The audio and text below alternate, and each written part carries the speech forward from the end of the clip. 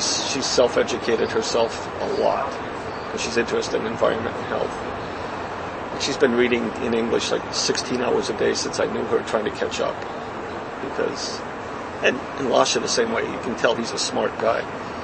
But boy, when we start on something like this, he starts at 1.1, geology 1.1, and where did rocks come from? And he studied like hell in school. He was a good student for me, but just no background. Because the textbooks went too. It wasn't a textbook printed here worth of shit from 1991, probably to this day, to be honest with you.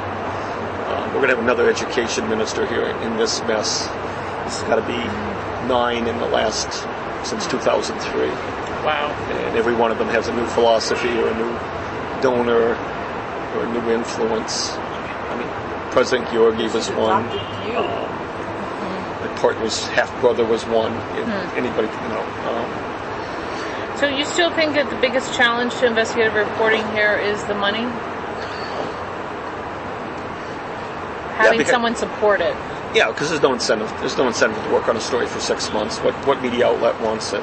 I mean, we modeled ourselves specifically to try to give Drew what he wants, and we don't do very well. But we model it to do it, and we have a Facebook group, which is producers, directors, editors. And as soon as we do something, we just give it to them for free. Then we actively, with Lasha Station and everything else, we actively go out and plug our stuff. Say, do you want it? Do you want us to go on? Do you want the story? You want to do it yourself? And we'll do a stand-up. You can talk to us. We just did one over the weekend. We're giving it away. Working within our time frame. Even we have to produce something once in a while. I mean, we've got donors too. You get some good numbers from time to time, right? TV, yes. And that's the only one, at this point, that's the only one that matters.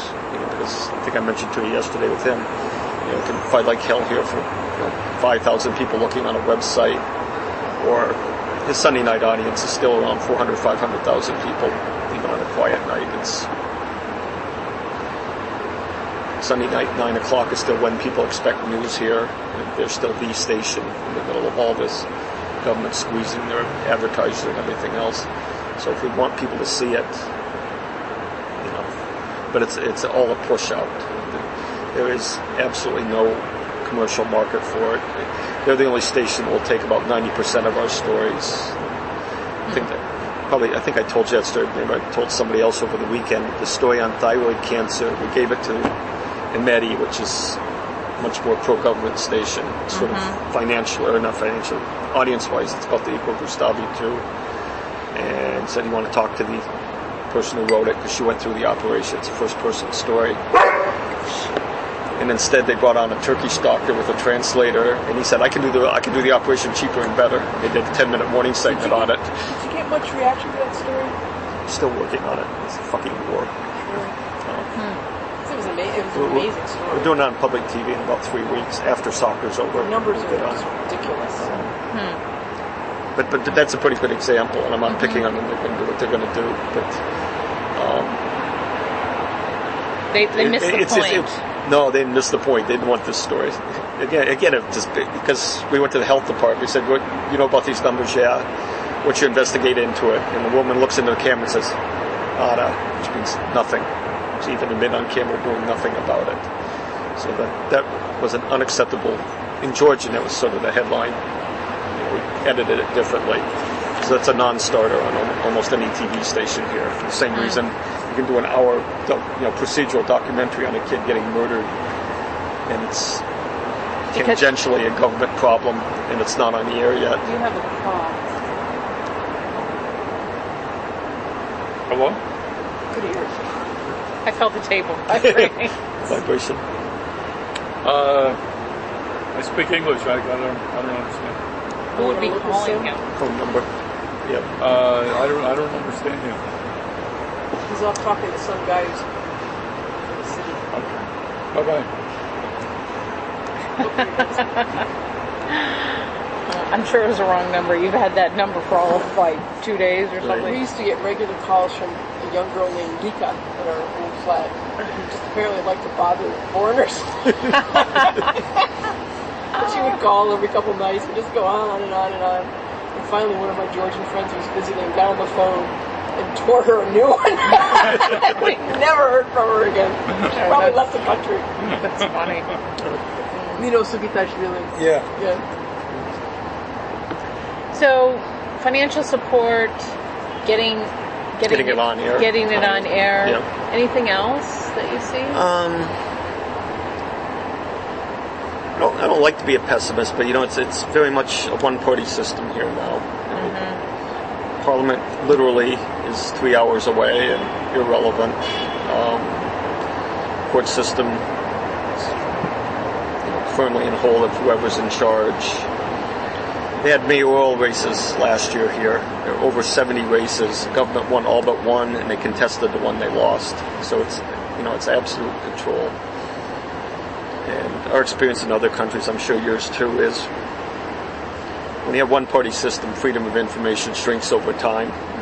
That's just inevitable. I mean, why would it? So we're very active now in trying to get as much information as we can, get it on servers, get it on safe servers, because just because you have a copy and paste freedom of information thing from Europe that guarantees certain things, and even though like I said, we have a good track record here, I probably praise this government more than anybody for following that law, particularly considering who they followed. But I don't assume next week it'll be that way. Talking to EDIC now and saying, here's a window. We've had this window here in Georgia.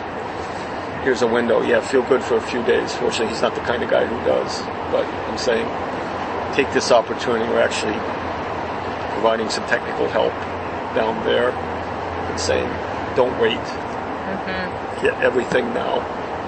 Because, I think, coming from the West, we think everything will go or flatline when it comes to things like this. I really would not assume it in these situations. Because it's very fluid. It's very fluid. I don't want to speak a lot for Azerbaijan because you're going to get so much better from a person, from somebody else there. Yeah. But there's a fair amount of open information there for the simple reason they have money. So the banking system is plugged into Western banks. They're borrowing money all the time, or trying to, from ADB or from World Bank or something like that. So the banking information, with one glaring exception, is pretty open. SOCAR is a world-class oil company, so I spent Sunday, going through their last annual, and a couple little hidden spots for the family. It's as open as any other document. There is no place in that country that you can safely, do an investigative story on this for very long. I mean, what OCCRP does, what I spend a fair amount of time here, is anytime they do anything, we're doing anything, I'm trying to get it to Rob and his translators as fast as possible. Because they've got same thing, they've got a lot of set of eyes. Maidan's got a lot of people looking at them. He's working now, they're trying to do some investigative stories, and we're working with him. Maidan TV? Yeah, with a couple of reporters over there. Honestly, people inside there, back and forth. But that's where it's published, right? Outside the country. But we publish it on our site with a .g on it, just to torture them, to be honest with you. and I think once again to force the issue: do they want to come over a border or not? After what happened with Afghan, if they want to come over a border, let's have it. So we publish it and publish a little bit in English, but mostly we're just giving it to Maidan as fast as we can for them to do it. But the information's available there, and same thing in the ministries to a certain amount. They closed the business registry in 2012, which is a big deal. So it's not easy.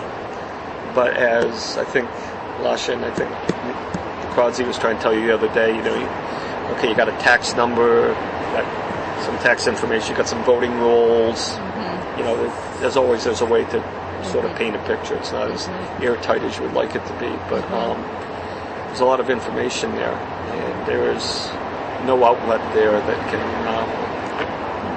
inside the country, that can do very much. For specifics, you'll get better information over there, but Yeah, Azerbaijan doesn't really. I mean, it's a completely